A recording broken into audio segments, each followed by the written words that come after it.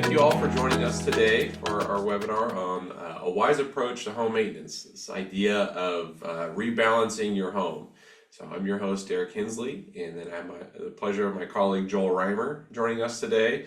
And we're going to work through some different home tips, tricks, considerations, and then thinking through what to do with the help you might need on working through some of those maintenance projects.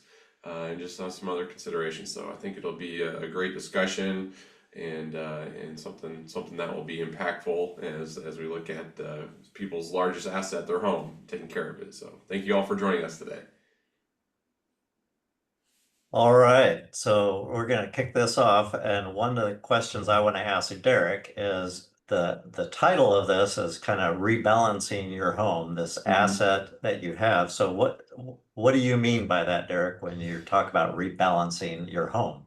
Yeah, it's kind of a fun play on words for a nerdy financial advisor.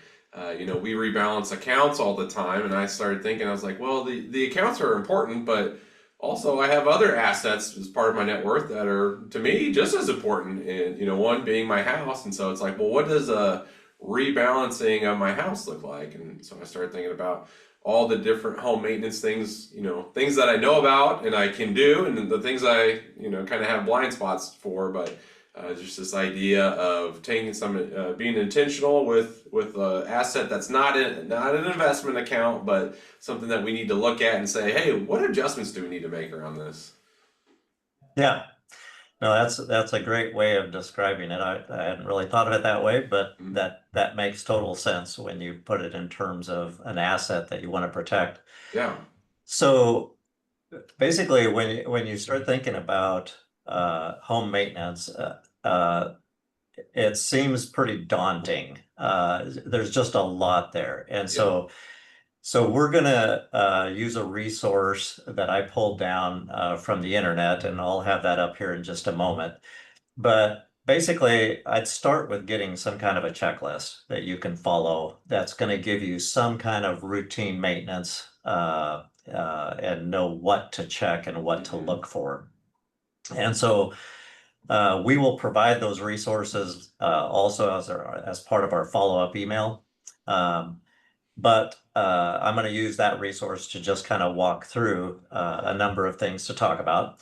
But before we get started, we want to ask a survey question. And so in your Q&A, I think is where you can put an answer. This is not a scientific survey by any means. We just did a search on the internet to see what it came up with. But the question is, what do you think is the most commonly missed home maintenance item? Okay. What is the most commonly missed home maintenance item? So just think about that. We're going to be talking through a bunch of things. Just put in your guess as to what that is, and we'll come back to that a little bit later on in our discussion. Yeah. Also, if questions come up as we're working through the material today, feel free to use that Q&A for an actual question that you have of like, hey, well, what do you mean by that? Or tell me a little bit more about that certain topic there. And so feel free to use that as questions come up. Yeah, absolutely. So the first thing I would want to mention is that some people are going to feel very, very comfortable with home maintenance, and they're going to be a do-it-all-yourself kind of a person. They're going to be the ones following this checklist and taking care of all that maintenance. And there's going to be another group of people that may feel comfortable with some things and not with other things. And then there probably are certain things that you probably need a professional to look at. And so there are like, for example, I have a septic system, and so where we live, it's on septic, and so I just contract with a septic contractor that comes out twice a year. They inspect the whole thing, make sure everything's working like it should, and keep it operational for me. And HVAC providers are another example of that. And another one I thought about is like those people that maybe come and take care of your lawn and do the sprinkler, the draining of it and the testing it when you turn it back on in the spring. So those are companies that you can use and things that you can think about for larger pieces like that, or like, for example, a roofer would come and look at your roof. I doubt most of us are going to crawl up on the roof to look at that. But Derek, you mentioned something about a fire department. Yes. So tell us about that. Yeah, so I live on the Missouri side, and in my specific town, the fire department will come in and kind of do what I consider like a helpful audit of the home. They'll come in and review the house and give some recommendations, kind of some fire prevention thing. Because one thing when we think about maintenance, there's also the care, but also the safety component of that. Mhm. And so if I can prevent a house fire, well, that's a good thing. That's going to save me money and time and heartache. And so the fire department will come in and kind of do an inspection of the house, kind of give some recommendations, things to consider, test some things, and also kind of get a map of the house so that way they know how many bedrooms, our family demographics.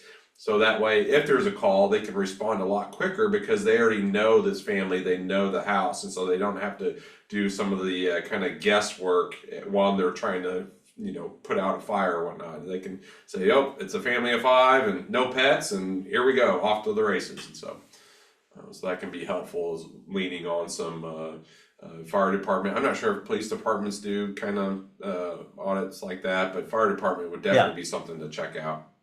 yeah, that's a great idea. And if they're willing to come out and do that and uh, take advantage of that for sure, because that's a great resource. Hmm. Um, Okay, so what I'm going to do is pull up the list that we chose from the internet, and I'm sharing that right now. Um, so there's a number of lists out there. This one comes from the American Home Inspectors Training Group. And even though there's a lot of lists out there, this says this is the only maintenance checklist you'll ever need. So don't bother looking at any other list because this is That's the last one you'll ever need, that's right. according to them anyway. So, all right. So I'm going to just drop down here and look, and we're just going to go through this list and talk about a couple of these items as we go through. There's too many to talk about every single item. But if you have a question about something on this page that you want to address, we'll just cover it as we go. Um, so I'm going to start here on the monthly, and the first one I checked over on the left-hand side is the HVAC filters. So this is just your furnace filter downstairs in the utility room. You're going to find that filter stuck in there between the ducting and the furnace. And so it's interesting to me that it's on the monthly checklist. I had it as a 90-day item. But it may depend on just the area you're at, where you live, how much debris is in the air, those types of things. If there's a lot of trees in the area, more pollen, stuff like that may tend to build up.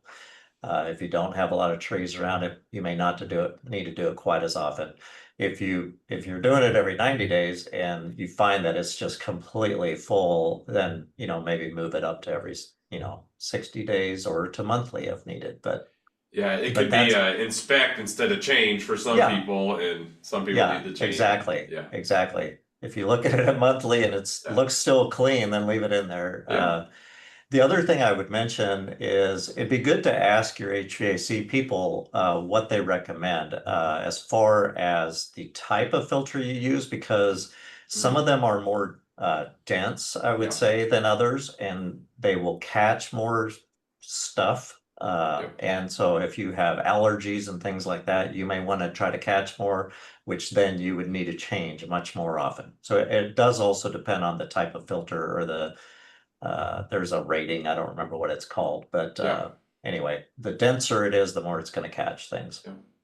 Um, so we do use a water softener system at our house. Not everyone's going to have that. That's going to depend on where you're sourcing your supply of water from. If they already soften it as they process the water, then you're not going to need to do that.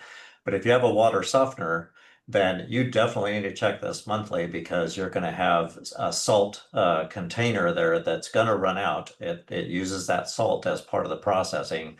And so you need to refill that as it uses that up. One other thing, just a side note there is we live out in the country. We have power that sometimes goes out. Maybe monthly we'll have a power outage for some reason from a storm or something like that. A water softener system has a timer on it that it cycles, and it's set to cycle usually during the middle of the night when everybody's asleep. As you may have power outages, that timer on there may get messed up, and if you all of a sudden notice that it's cycling in the middle of the day, it's just a clock basically on there that you need to reset back to the current time just so that it knows when to cycle. So anyway, just a little tip there that Yeah. that I wanted to throw out. On appliance maintenance, it talks about the dryer vent. So obviously the dryer vent, when you finish drying your clothes, it's going to have a bunch of lint down in there, and there's a lint trap that catches that. Well, you can also take that trap off and vacuum down deeper in there. But also between that dryer and the outside of the house, there's a tube that's taking that out, that hot air out, and it's also going to build up with lint over time. If you notice that your dryer is taking longer than normal to dry, as it's finishing the cycle and things just still seem kind of damp and it's not working, it's highly likely that you have a buildup in there and you need to get that blown out or blow it out. Now, what I do is I have a a blower that I walk around and blow leaves with and stuff like that. I'll just shove it in that vent in the inside and just blow it out, take the cap off the outside. But you can have somebody come do it from the outside. They'll suck it out and have a little device that'll go in there and spin and clean that out as well. But so that's something you'd want to do. I don't know that I do the outside, the one to the outside monthly. That's probably an annual thing or something like that. But those were the things I was going to talk about here. Actually, Yeah. there was one other item. Hang on. We just talked right before this about the refrigerator. I see the vacuum refrigerator coils. So Yes. the refrigerator is just one of those items. Most refrigerators now have the ice maker on the back, so there's a little water hose, and that is, like, to me, the worst design ever. We're just going to put this little plastic hose back behind something that you never Blinds. move. Yeah. Yeah. And maybe 5 years from now, you're going to pull the fridge out and find out that it's been leaking. Right. So that for one, don't use just a plastic hose. Use one of the steel meshed, or one of the ones that are much more sturdy. Yeah. And I'd get in the habit of checking that more often. Just roll the refrigerator forward and check, and just make sure that you're not seeing water. Or if you can, shine a flashlight underneath or something, but just check occasionally to make sure there's not water back there. Yeah. Yeah, no, that's good. I have 3 little kids, and so it's cleaning, checking for missed toys and coils. Right. It covers a lot of different areas for my house maintenance checklist. Yeah. So that's a good one there. What about the on the electrical side? There's that test ground fault circuit interrupters there, the GFCI. Yeah, I've never done that. Okay. And so, is that something that you've done before? What's been your experience? Well, most of them you test just by tripping every once in a while accidentally. Okay. But yes, you should test those. So they are they're the outlets that have the little breaker right in the middle. One of them says test on it. And so if you push that in, it'll trip it, and a little light, I think, comes on maybe not all of them, but on some of them, telling you that it tested accurately. It should trip. And Okay. if you plug something into it right then, you're going to have no power. And by the way, those usually are in circuit, other outlets that go on beyond that. That's also shutting the power off beyond that. So those wouldn't have power either. So, but just pushing it in, if it pops and the light comes on, then it tripped, and then there's a reset button that you have to push in. So it's good to do that because they will go bad eventually. Sometimes sometimes you'll have one that's going bad, and every time you plug something in, it trips, and that's probably something's happened with it, and it probably needs to get changed out. Um, that may be something you're comfortable with changing out. It may not be. So if you want to hire someone to come do that, to get something like that changed, I'd recommend doing that if you don't feel comfortable with it.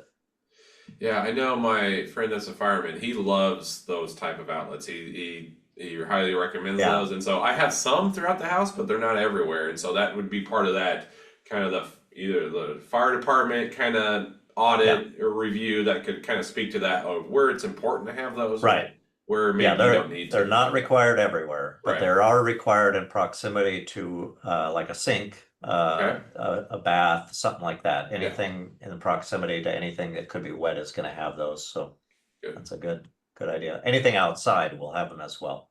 Gotcha. Good. All right, so that was all the ones I was going to cover on the monthly. If anybody saw anything there that you had a question about, feel free to pepper us with a question. Otherwise, I'll just move on. Yeah. Good. And we'll go to annual.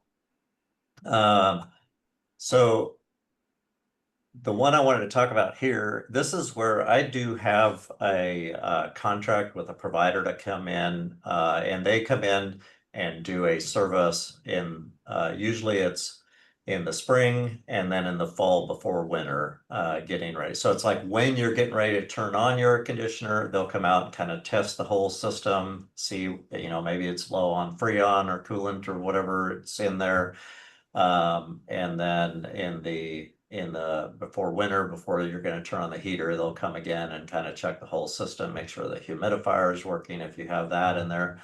So that's something I would recommend not doing yourself. Now they're going to always have recommendations of things that you may want to, have us come vacuum out all your ductwork and things Yeah. like that. And I'll leave it up to you to decide whether you want to do some of those things or have them do it. But at least getting the HVAC system checked and make sure that it's operational Mhm. and it's working right, something I'd pay to have somebody do. Yeah. Another thing I'd add to that is like a fireplace, like getting that inspected, Yes. making sure that's Yeah. clean and can be run for the winter months if you're using one. Yeah. But that's a good kind of part of that heating and cooling system there. Don't forget Yeah, about the absolutely. fireplace. Yeah. Yeah, the chimney needs to be cleaned out. If you've Hmm. used it the year before, you definitely want to have that cleaned before. And that is something you can do. An individual can do that. There's tools you can go buy at Menards or Home Depot or Hmm. Lowe's, wherever you shop, and you can do that if you're comfortable being on a roof and doing all that kind of stuff. If you're Yeah. not comfortable with that, then hire somebody. Yeah. But definitely want to make sure that everything's working, that the damper is actually opening to allow smoke out when you first start the fireplace. Yes. Just those kind of things. Yep. Yeah, that's good. So one thing I was going to mention here on plumbing, inspecting the toilet supply lines, valves. So all plumbing, I was talking with Derek about this ahead of time. Part of home maintenance is just having more awareness too. So when you open up the cabinet underneath the kitchen sink to get out, a new trash bag or whatever Hmm. you store under there, just take a moment to look and see if you see anything wet, dripping, any puddles of water or anything in there. Anywhere that there's a sink or water connections, just be aware of making sure that you look at it. And if you see something, get to it and fix it. Get somebody on it right away because it's not going to fix itself necessarily. If it's dripping now, it's just going to get worse. Now, sometimes things corrode and drip will stop, but that doesn't mean the problem went away. It just means that maybe some corrosion plugged up the drip temporarily. Right. You probably need to get that fixed. Yeah. So if you see something underneath the sink, just take care of it. Get someone to look at it. Uh, the in-sink disposals over time will deteriorate and start leaking and need to be replaced. And so that's something you probably want to have someone else do. But if all of a sudden you notice that thing's dripping water, it probably just needs to be replaced. Yeah. So. What about one thing on this list that kind of stood out to me was on the home exterior side of things, the have the roof inspected. So are you just are you getting up there, or are you like calling in a roofer to say, hey, just kind of take a look at things? What are your thoughts on having that inspected on an annual basis? Yeah, so the extent that I inspect the roof is look up there and see if I see shingles broken off. Okay. Um, and I'm comfortable with getting up and replacing a shingle or two if there's something missing. I have no problem doing that. But Yeah. if you're not comfortable with that, then have somebody else do it. I would not be knowledgeable enough to determine like if there's been hail damage to a shingle. I don't know what to look for. I mean, I imagine it's some kind of a dimple or something caused, Hmm. but I wouldn't know, how to determine that exactly. So mine is just more, is there anything missing up there or shingles flapped up from the wind and then they broke off or something. So that's all I'm looking for. And then beyond that, it's if there was a big storm that came through, then you're going to want to have someone inspect it. Yeah. So, Yeah. Yeah. okay. All right. So I missed one item on monthly that was not on their list. So they apparently don't have the list that you don't have to replace That's another right. one because one item that I meant to add here is if you have a generator, that's a monthly item that you should be running and testing and making sure that it is working, and that if it's depending on what the source is of fuel, if you fill it with gas, Hmm. make sure that the gas is full and the oil's full and all that. If it's just turn it on, run it, and make sure that everything is working like it's supposed to. Yeah. So Yeah, that's kind of the safety side of things. Is like you want that to work when everything else is kind of yeah, not yeah, working, and so if you're not maintaining that, it could you could still be in a tough spot at the end that's of the the day. worst time to find out that you Yes. didn't fill it back up Yeah. with fuel. It's like So, keeping air in your spare tire. It's like you never right, check the spare tire until you need it, and you're like, oh man, right, yeah. right. All right. And before we go on to the 3 to 5 year, I was going to talk a little bit more too about exterior drainage. That's not anywhere on a list necessarily. It does talk about plants around your house and stuff like that. But when exterior drainage is one of those items that you want to make sure water is moving away from your property, from your house and from the foundation. When we first moved into our house, whenever we had heavy rains, we had literally we have a pretty good grade from front to back at our house. And so we had rivers running down beside our house. Oh, And I mean, it was just washing everything away. yeah. And we had a sump pump that would pump water out. It would land in a puddle right outside the house, drain down through the ground to the tile below, and it would go right back into the sump pump and it just cycle. And I mean, when Yeah. it was raining, it would just cycle Oh no. nonstop for hours. And, it became very clear that water wasn't moving away. And so I spent a lot of time bringing in dirt, to get the grade away from the house, Yeah. building up terracing with rocks.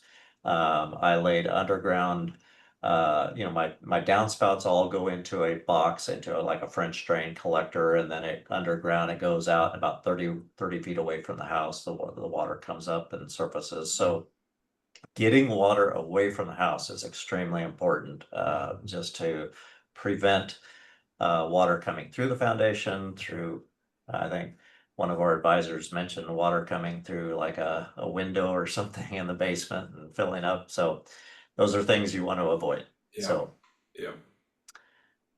all right. So septic tank here, like I mentioned earlier, this is going to be a contractor coming in. Now you can open the lid and see, but I mean, i- if you're not looking at it regularly, you're not going to know what to look for. Right. And so, making sure that it's being maintained by a professional, they will tell you whether or not it needs to be pumped. Really, honestly, as long as it's being maintained well and everything's working operationally like it should not have to be pumped that often. I mean, it's definitely not every year, and maybe it's every 5 years. So it should just kind of continue working on its own. The one here that threw me a little bit was this washing machine hoses. I have never, ever replaced a washing machine unless it hose unless it was leaking. Right. So, but apparently I did do a Google search on this, and it does say that they tend to last about 5 years at the most. If you get the steel braided ones, those will last a little bit longer. But what they're saying is, yeah, get it before it leaks. So if the Yeah. hose is getting dry and cracked, then definitely Well, replace it. and that's interesting because in my mind, if it's not leaking, I'm nervous that I'm going to create a bigger problem where it's like it's not a problem now, but if I go to tear it apart, oh, I've stripped the threads or I've done something. I Yeah, know I'm replacing the thing, but I've done something that caused a bigger problem than hey, this was yeah, just old and trying to be yeah, proactive. Now there's water everywhere and I don't know how to stop it, but it is yeah, a good point of being proactive with water things is probably not a bad idea. It's just yeah, you could spring a leak where you didn't mean to at times. So you're yeah. trying to be proactive, I guess.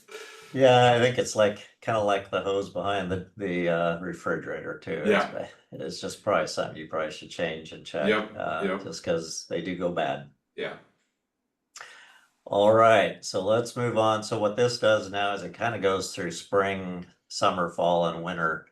Um, so uh, as we look at this list here, starting with like on the left-hand side, the sprinkler system, this is, unless you're real comfortable with, doing all the testing and everything that needs to happen to get your sprinkler system up and going, just let the yard contractor, whoever it is that does that for you, do it. Because if, they may need to replace some heads on the sprinkler. There's things, if something may be leaking, so let them take care of that kind of thing. And here, as it mentions, the downspouts, again, just making sure that water is moving away from the house and not pooling around your house. The batteries, so batteries, some batteries on smoke detector. Sorry, I just said batteries. I didn't really imply what I was talking about. The batteries on smoke detectors. So some smoke detector systems like ours are wired in Okay. and they use a battery only as a backup if the power is out. So the batteries are really not getting consumed necessarily. And so mine usually about once a year need to be changed.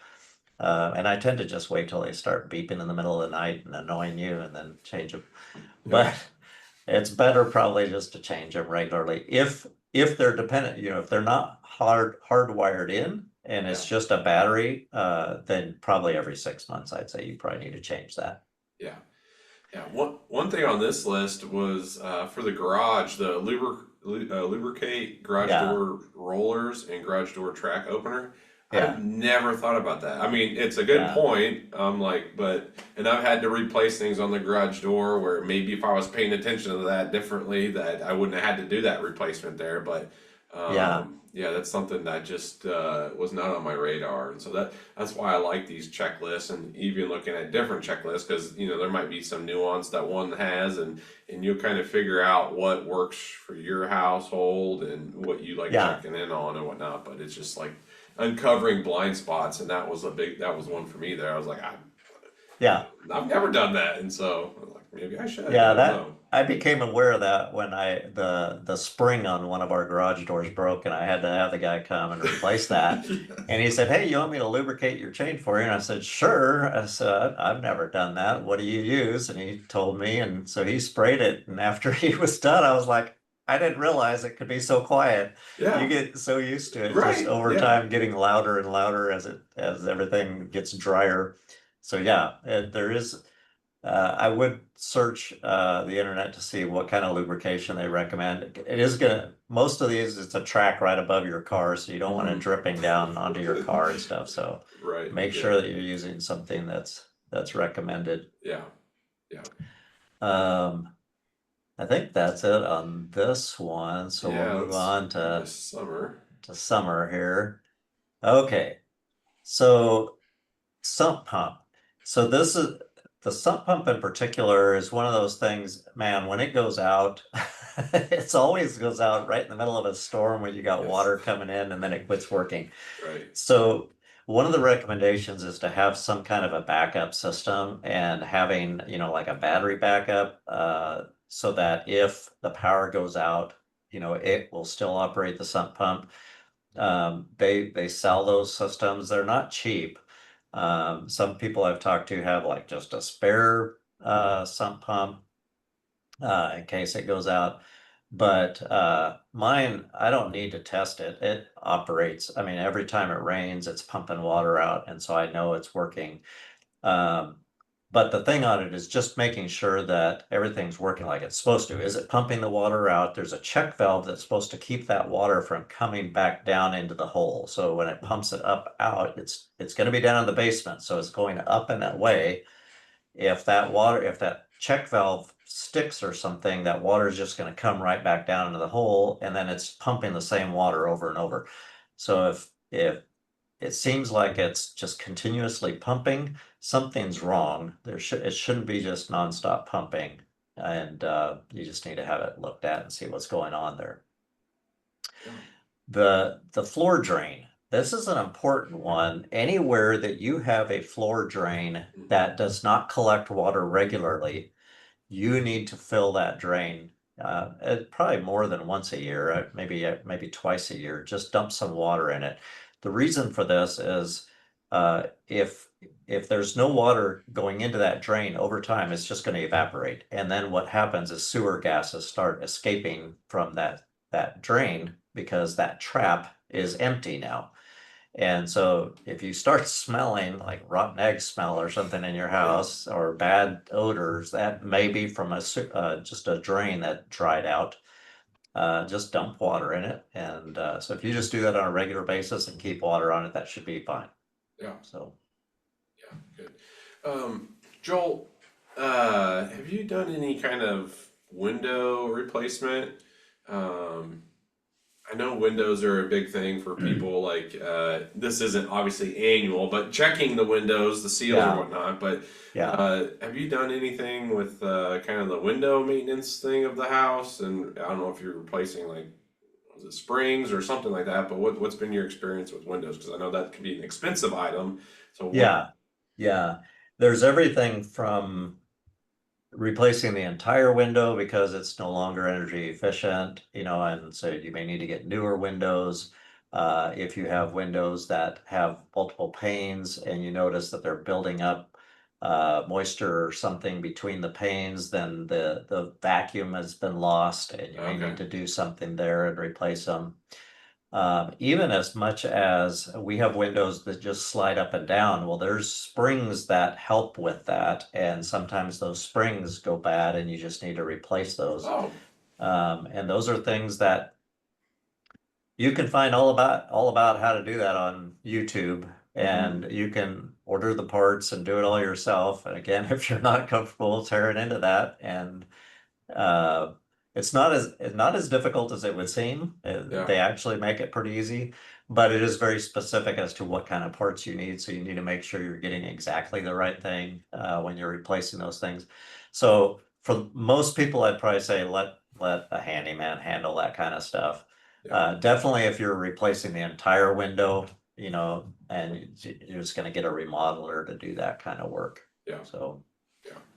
But there was a thing on here about cleaning windows. Kristen in her office was talking about that earlier this week and how she realized how important it is to clean windows regularly and how much brighter it makes the house. And Yeah. that's uh, not something I do regularly. And if you have pets, you tend to notice their or children, that you tend to Yes. notice their nose marks or fingerprints all over the windows more. And so Yeah. probably is something you do more often than. Yeah, but it is a good point where cleaning, kind of doing regular cleaning, kind of helps you keep an eye for the maintenance items, right? Yeah, So if you're yeah, never looking at the cleaning the windows, you're probably not looking at them to see the exactly. seal needs to be replaced or the spring or whatnot. And so the Yeah, this cleaning and maintenance thing, those kind of go hand in hand. And so exactly. I can Yeah, see where that's important there. So that's a yeah. good. Thank you, Kristen. There, it's a good reminder there. All right, so moving on to fall. So two here that I wanted to touch on. One is, of course, just shutting down the whole sprinkler system and everything, and just having someone come take care of that for you, to make sure everything's, if it's not shut down correctly and blown out so that there's no water in those lines, they can freeze and break, and then you're going to have problems in the spring when you turn everything back on. So just letting the professionals do that. The other thing is, before first freeze, make sure to disconnect hoses from any outside faucets. Yes. So the idea with these outside faucets is that most of them, if they're on, I mean, there may be some on really old homes that aren't designed this way, but you need to change them. Is those are kind of called, I think they're frost free or something like that, where the actual valve that shuts off is deep inside the faucet. It's actually inside the house, and then that shuts off and allows that water to drain out of that faucet. So if you have anything that prevents that water from draining out, if you leave a hose on there, some people would pull a little splitter on there so they can run two hoses, and those have little valves on them. If those valves are closed, then that prevents that water from flowing out of there. And then when there's a freeze, uh, the water in between the valve and that outside freezes, and it'll expand, and then it'll crack that faucet. Yeah. So you don't have a leak right then. That's not the problem. The problem is in the spring when you go turn on your water, and you won't know this because water's flowing out just like you think it should, but you'll figure out at some point that it leaked, and it's now leaking down your wall into your basement. So that is something absolutely you have to do. And I don't know of a way to check inside there, because usually it's within the wall, and I mean, the key here is just prevention. Just get that hose off of there and get anything off that's going to prevent it from draining. Yeah. So, okay. Yeah. And that can cause a lot of expensive damage if you don't catch that. Yeah. One question I had is it's kind of in that same vein with the water hose, but it's the insulate exposed pipes. And so Yeah. I know like my grandparents, pipe freezing is like way high priority on their list. They're like, they probably grew up in older homes, and that like that was a thing, and so they have it scarred in their memory of like, open your cabinet doors and run drip water. I get that text or call like every winter. But what's the kind of, I don't know, how do you view insulating pipes? Like, is it only so close to the exterior walls? Like, what's your kind of guideline on that? Yeah, it comes down to is how well is the exterior of the home enclosed and insulated. Okay. So if there's the first home that we owned after we got married, there was cracks in the foundation because it was a really old house, and air that's blowing through a crack like that, if it hits a water line, it will freeze that water line really quick.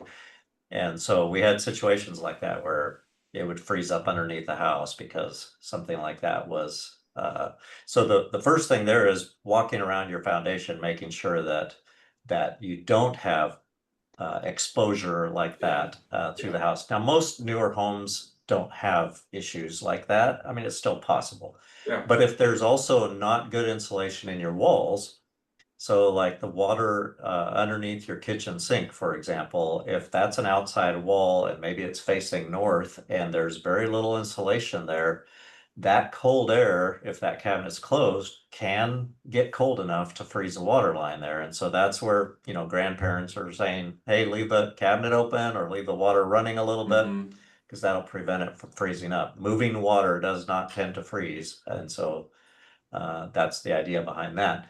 But I think more importantly, it'd be getting good insulation put in, because that's going to solve a lot more problems than just the freezing water line. That's going to lower your energy bills and things like that. So if you've been able to determine that you're having problems with that, then it's probably an insulation issue, or there's some kind of error coming through somewhere that you're not seeing it. And so it's removing the cause, is what you're wanting to do there. Yeah.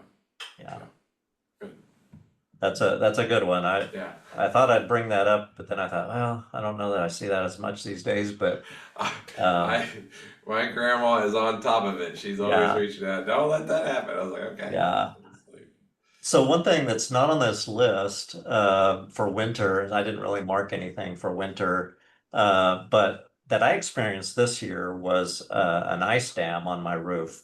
mm, And so I don't know what it was about this last winter, but we had a lot of kind of wet, real wet snow. And ice buildup. And so on our front porch, our gutter filled up and just froze solid. And then it started building up and going up onto the roof.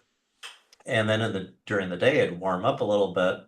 So it's melting a little bit, then it freezes at night and it just keeps getting bigger and bigger. And what I noticed was before I was able to get up there, during the day when the sun would come out, I was seeing water leaking down between, the porch side of the mm, porch and the wall. So yeah. water shouldn't have been coming in there. So I was Right. definitely having a problem there.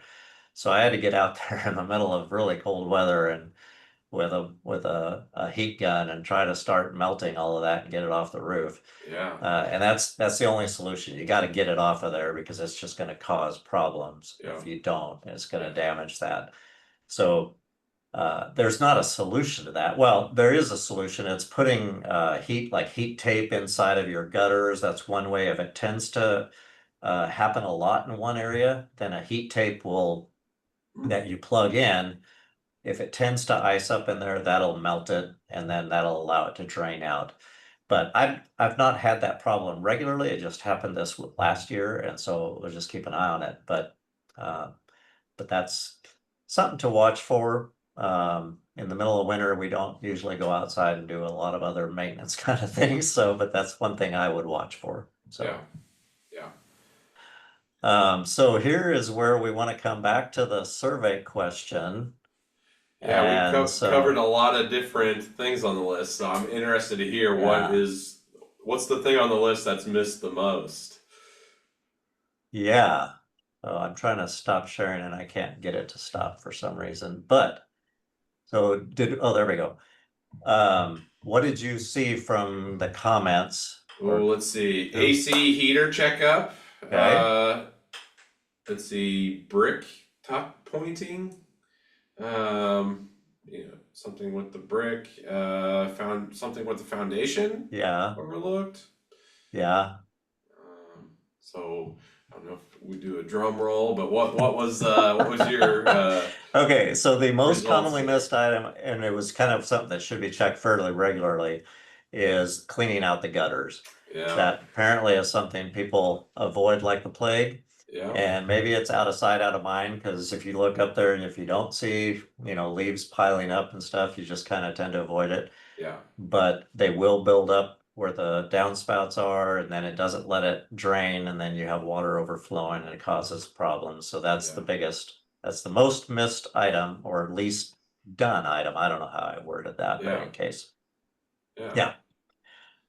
All right. So then moving on so these were a lot of things we talked about doing on your own or having somebody do. So the next topic real quick here is how do you pick the right contractor or handyman?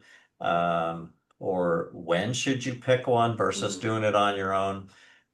Derek came up with the three T's of when to pick someone to do it other than yourself. What were those three T's? yeah. And so I was thinking, Matt loves yes, something that has like three yes, letters, so we yeah. thought we'd go with this. That's right. That's right. I was thinking of time. So, do you have the time in your schedule to handle the project? Tools. Do you have the equipment that you need to complete the project? And then talent. Do you Yeah, have the skill, the know-how yeah, to see it completed there? And so sometimes I have two of the three. Sometimes I don't have any. And so that kind of drives who I'm calling, whether that's a yeah, paid professional or just another friend that's maybe more handy in a certain area than I am, then yeah, it's usually my dad calling, but just leaning on your network there. If I'm not checking off all three of those, I know I got to phone a friend. So yeah. Yeah. I mean, so there are definitely areas that we've already talked about that we've said, hey, use a professional, for Mhm. these areas. So that in those, I'd recommend that. I am the kind of person, and we've joked about this in the office, where I will YouTube anything to figure out how to do it myself, so I don't have to pay somebody. Because Yeah. I like to learn how to do it, and I'm comfortable with tools, I'm Hmm. comfortable with repairs, and so I'm going to try to fix anything first before I have to pay somebody. Yeah. Uh, but there are some times that it's probably important to get somebody else. So one would be, is insurance going to be involved? Yeah. If you had a hailstorm or something and you need to have an insurance claim because the roof had hail damage, get a professional out there because they work with the insurance companies and they're going to have to assess that and process all the right paperwork and everything that needs to be done. So in that case, get a professional. Hmm. Otherwise, if you're wanting to hire someone, probably the best recommendation is using someone that has been recommended by someone else, whether it's Google reviews, whether it's word of mouth, whether it's just a neighbor used them and they're the best handyman ever. Uh, but if a number of other people have used them and they do a good job, and they're honest and they're fair, then they're probably going to be the right person for that job, as long as it's the kind of work they do. Okay.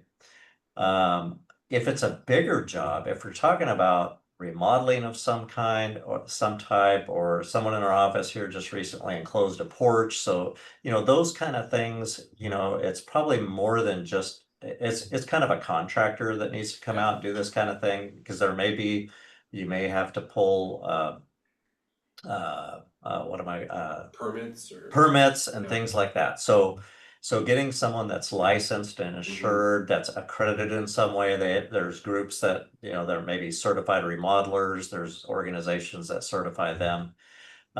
So using those types of organizations or resources Hmm. would be important.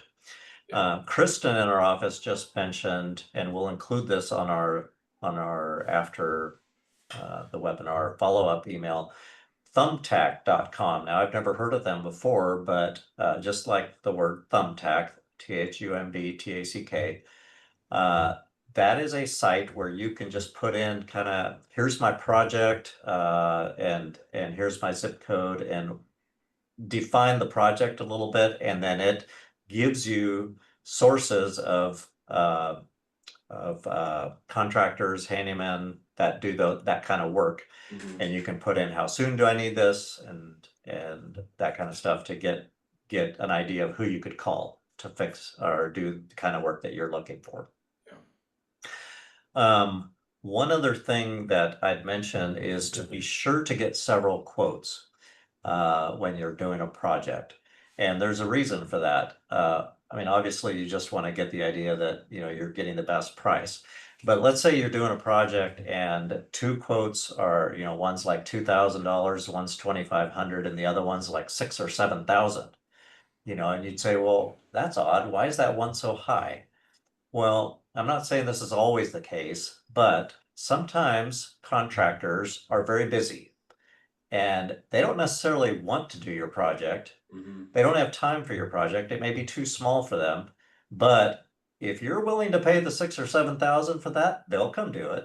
Yeah. And so they may just quote that high, figuring you're probably not going to pick it. But if you do, hey, I'll do it for 6 or 7,000, where you Yeah. could get it done elsewhere for 2,000, 2,500.